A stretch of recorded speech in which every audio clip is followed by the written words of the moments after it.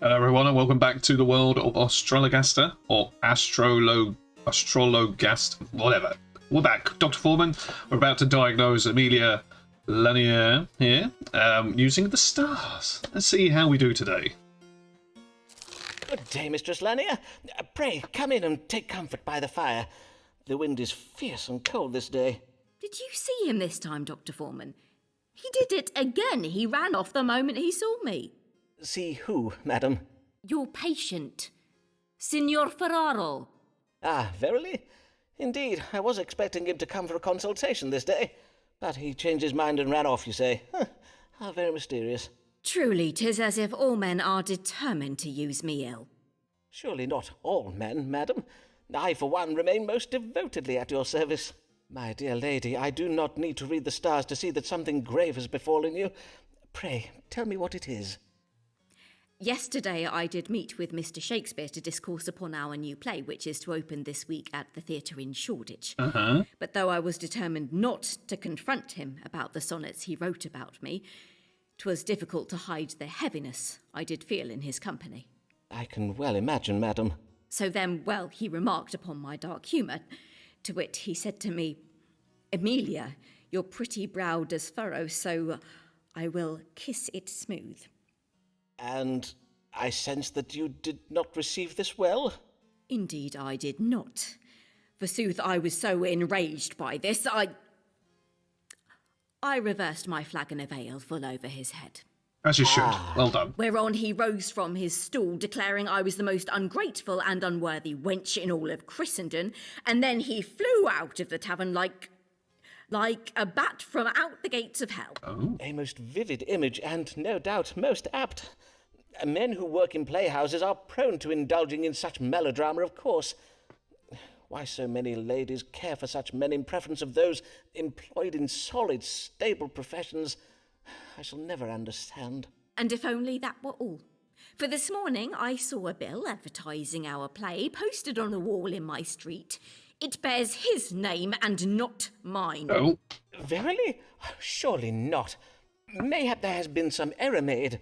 Nay, Dr. Forman, 'tis no error, for I rushed to the theatre to see what was amiss, but I was refused admittance. Indeed, the player who came to the door denied all knowledge of my collaboration on the play.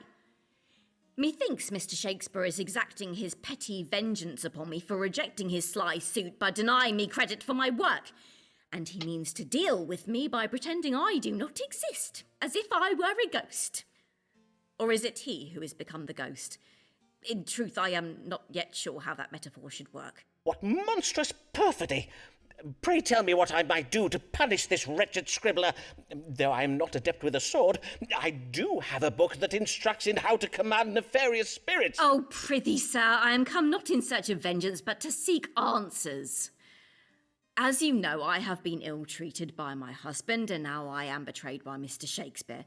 Pray, read the stars and answer me this, Dr. Forman. Will I ever be able to trust, even love, a man again? Oh dear. Oh dear. Right. Oh dear. It's only one option. Secretly wishes to commit adultery with a man of a high intelligence. Parents have okay. Relationship betwixt Amelia and me is currently rout by confusion. God rewards men who invest time in their friendships with comely women. Should give in to her true feelings. Betrayed by Mrs. Yeah. That's the only option, so what's he gonna do? Oh god. To your question of whether there yet be a man in this world worthy of your trust and affections, forsooth, I have never seen an arrangement of stars that speaks so clearly. Verily? Then pray tell, what answer does it give? My dear lady, the answer you seek need not be divined by reading the stars. It may be read in the signs you see before you now. To wit, the answer you seek is right in front of you. I am afeard I do not follow, Dr. Forman. 'Tis your feather quill, a half-eaten apple, your desk is a little untidy, and I must confess the symbolism in Flemish still-life painting has always quite confounded me. Take a skull, for instance. What sense does a skull make alongside a bowl of... below. 'Tis clear to me now, your face was always hid in shadow, but 'tis you, Mr. Forman. You are the man who has been prowling me these last months. Oh dear. Dearest, loveliest Amelia, allow me to profess to you my undying admiration for your charms, which are not insignificant. God's womb, et tu, Dr. Forman. Fie, you of all men to betray me thus. But 'tis true. I now see the answer. For I know now never again to trust a man to guide me. Henceforth, I shall write under my own name, and when there are decisions to be made, I shall take my own counsel and make my own judgments. Correct. By the by, methinks I do at last understand that prediction you made for me some years ago, Dr. Forman. The one about how belief is required if I am to succeed. 'Tis a belief I must hold not in the inevitability of my own personal success, but of the successes of the women who will come after me. Farewell, Dr. Forman, and clean your desk. Verily, 'tis quite disgusting. It went about as well as I expected it to go. Well, I've already got a letter, so it's fine. Mail. Sir, I must thank you for your diligent care of my husband, Nicholas. Your efforts to disabuse him of his fanciful notions are much appreciated by his family.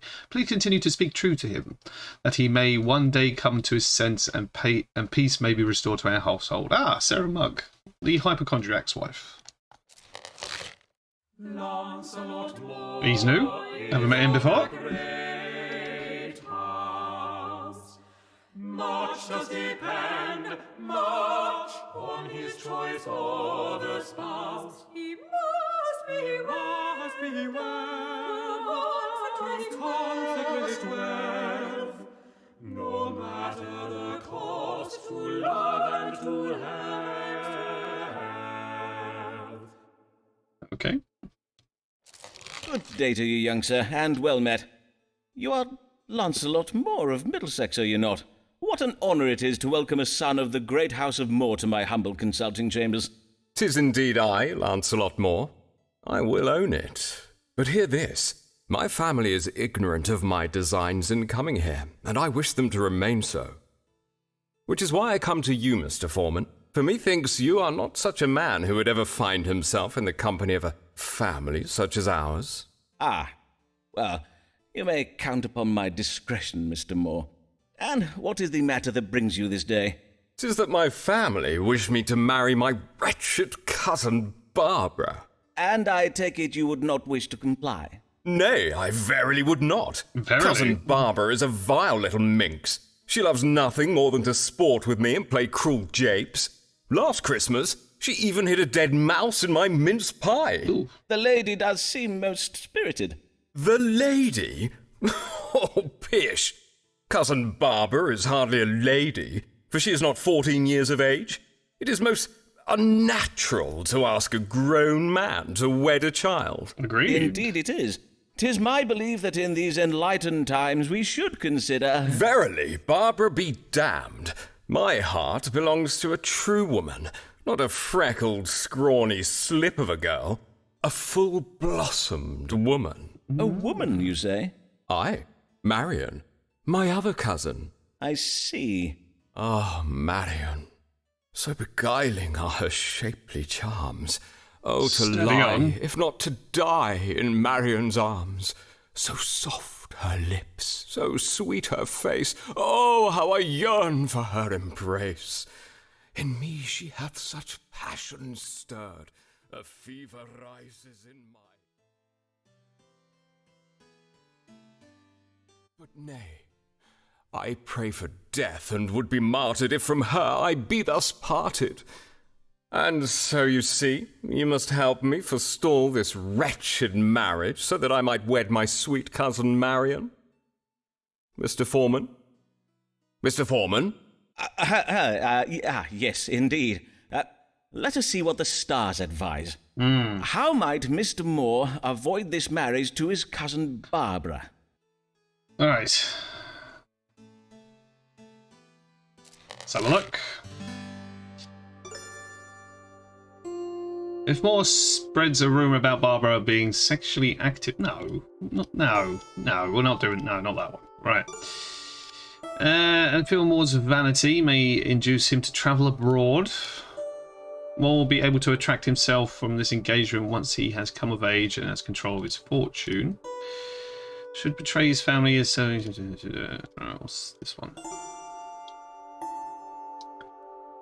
Barbara is secretly unhappy about the marriage. God's aid will come via cousin Barbara, who is both intelligent and rebellious. Yeah. What does Moore's intuition tell him about the marriage? Therein lies a key to unraveling the engagement. Yes, that one.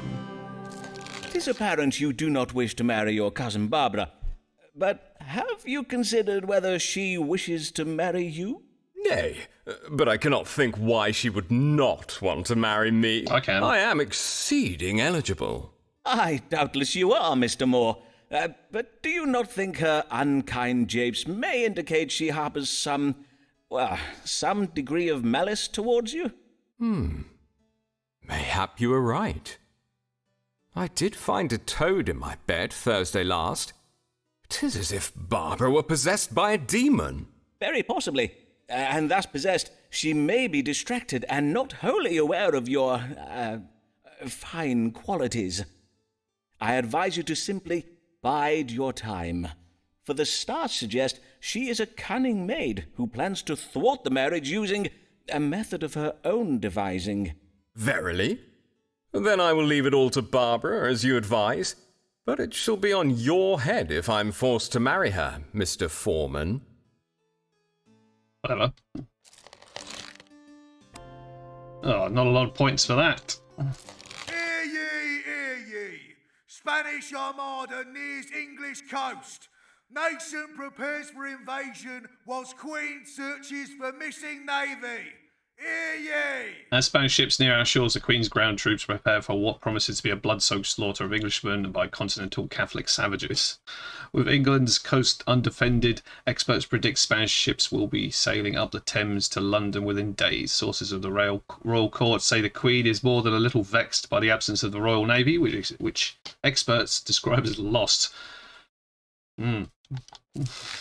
Wench, be sure to marry, lest ye be branded a witch. If Mary sees you keeping cats against you, she will snitch. Beware of Mistress Mary Payne, she is a nosy Indeed, she is a nosy fa la la la la la la. Blessed even, Dr. Forman. Mistress Payne, what brings you in such weather? 'Tis most dangerous to be about in it. Oh, it takes more than a little wind and rain to forestall me from doing the Lord's work. Besides, foul weather is naught but God's righteous vengeance upon London for the sinful debauchery of its inhabitants.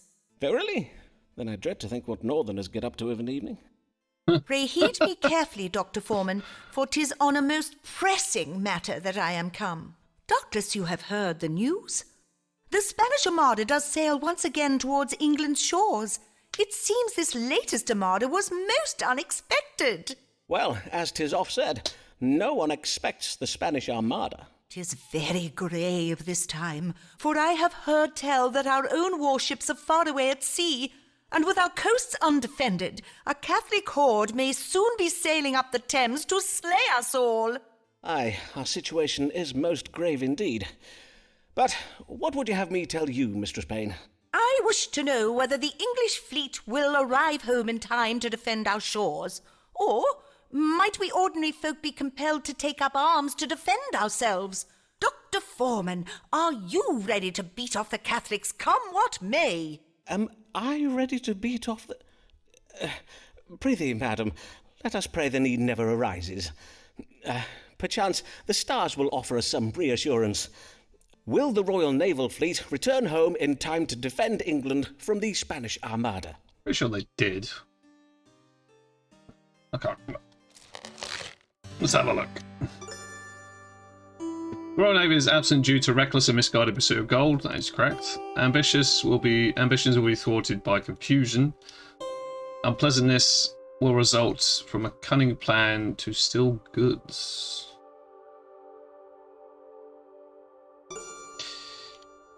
Mistress Payne must rouse her neighbours to take up... Alright. No. Let's see. Catholic evil angels will have their plans thwarted by a deadly unpredictable event.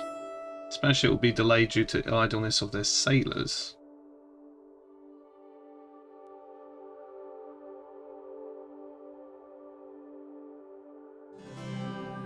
Why not? Be no longer afeard, Mistress Payne. The Spaniards are soon to be thwarted. Although the Armada does near our shores, its progress is slow. For, according to the stars, the sailors are most idle in nature. Ah, yes, 'tis a trait oft remarked in continentals.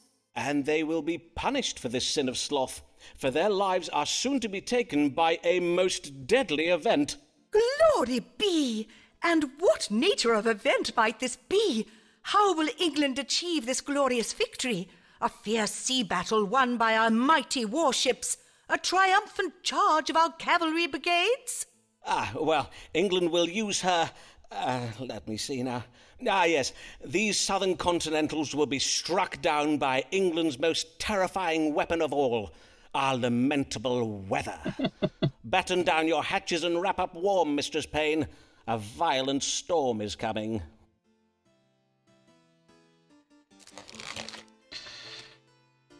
She was pleased. Lovely.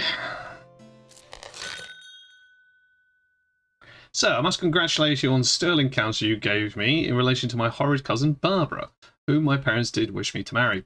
As you did predict, the wretched little fiend did at length contrive a method of ending our engagement. She has run off with the Earl of Shrewsbury. Fair enough. Pray take care, for say, did you hear what the Countess Derek says about peace? They corrupt your humours and cause cancer tumors, so doubtless they're causing your goddess disease. Sounds like the internet right now. Good morrow, Mr. Mugg. Back again so soon. And yet your red spots do seem to have faded. Aye, of the spotted fever I am cured, for, as he remarked, those spots have near vanished and no new ones are appearing. But my wife does swear they were the work of fleas, and she beat the rugs and banished the dogs from the house to rid us of them. She'll be beating and banishing me next if she has her way. Well, I am glad to hear you are faring better. What brings you this day? I have a humoral imbalance, and need treating for it. A humoral imbalance, you say? Well, 'tis true that an imbalance of humours can affect a man's mood.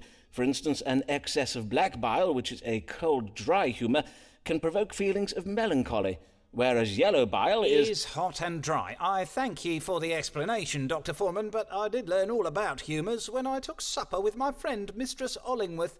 She has a humoral imbalance and takes medicine for it. Hence, I am come this day for medicine to treat my own imbalance. I see. And what mental symptoms are you experiencing? Any unusual or troubling feelings? Aye, very troubling. Why, I find myself a-fretting and a-pacing all the day long. Even my wife has remarked upon it. Anxiety and agitation. Pray tell, did these feelings begin before or after you spoke with your friend, Mistress Ollingworth? Let me see now. After, methinks. Aye, after. Why? Does that matter? Yes, quite possibly. No, very but possibly. Let us see what these stars do have to say.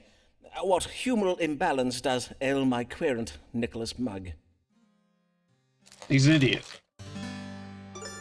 Mugg is mildly choleric, a humoral imbalance of Mugg is suffering from constipation and a related psychological condition that suggests a mild... Yeah, it's that one. Have you a diagnosis yet? This day I am to dine with Mistress Ollingworth, and I wish to tell her all about it. Aye, 'tis done. You have an imbalance of phlegm in your bowels.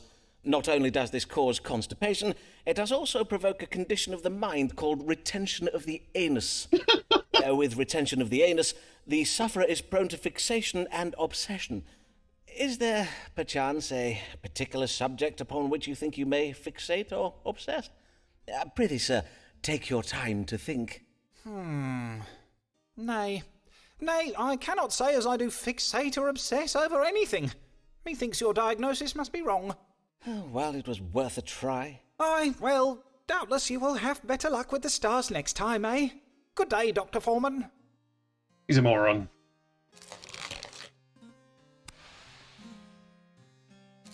Hear ye, hear ye! Spanish Armada sunk by English storm! Hear ye! Proving once again that God loves England more than our Catholic enemies, the Spanish naval fleet has been defeated by a mighty storm that has been raging on the English Channel for nigh on 3 days. What remains of the Armada has fled back to Spain. Beachcombers are advised to wait for the storm to abate before looting corpses that have washed ashore. Yeah, good advice. Comes a son of noble birth. Know you how much his father is worth? For such a boy advantage is bought, entitled to much, deserving of more. Yeah, this dude's a... Well, there are words, but I don't want to use them. Oh, sirrah, I have dire need of your counsel. Pray calm yourself, sir, and tell me of this urgent affair. Oh, verily, 'tis most urgent. A fair maiden has my heart, a maid with hair of shining gold and eyes so blue the finest sapphires grow pale with envy. Ooh. But she is a most pious and demure in nature, and has many other suitors. How might I win her favour? Golden hair? But in our last consultation... let me see here in my notes. Yes, you told me your heart belonged to a maid with hair of onyx black that doth make the finest ebony go grey with envy. You mean my cousin Marion? Pish! That was naught but a childish fancy. I bid you, Foreman, pray focus on the matter at hand, for if you do not help me win my true love's favour, my bursting heart will tear asunder. Oh, shut up. My soul will wither unto... Aye, as you will. Let us see what guidance can be had from the stars. How may Lancelot Moore win the heart of this golden-haired maiden? I'm quite happy to give him the worst advice possible. Let's have a look. Alright. Sudden religious conversion is strongly advised. Moore's hopes will be realised, but he must be self-disciplined and patient. That's not going to happen, is it? The maid's secret nature is hidden beneath a veil of false religious fervour. It would appear that Moore has a brutish nature. Yes, he does. Moore may win the lady's hand in marriage with jewellery and fine things. Moore should lie about the size of his fortune, a trifling task for such an peacockle. Maid's father has a deceitful business partner.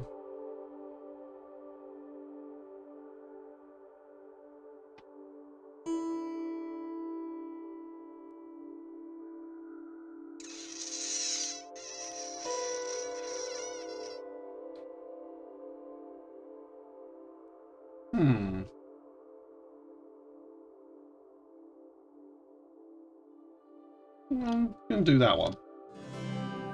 'Twould seem the fiercest rival for the maiden's favour is one of her father's business partners. He is a deceitful knave who tells the father lies. You must best him by telling even greater lies. Tell her father you are much wealthier than you verily are, and he will surely favour your advances. A father's business partner, you say? But is he not? Oh, God's teeth! The man is her uncle. If he seeks to wed his niece, I do not think it right. Fie, 'twould be very wrong. I will go to her father and tell him it is better he favour me than bestow his daughter's hand on his own brother. I bid you good day, Foreman, for it is most urgent that I deliver the poor girl from such an unnatural fate. I don't think that's going to end well.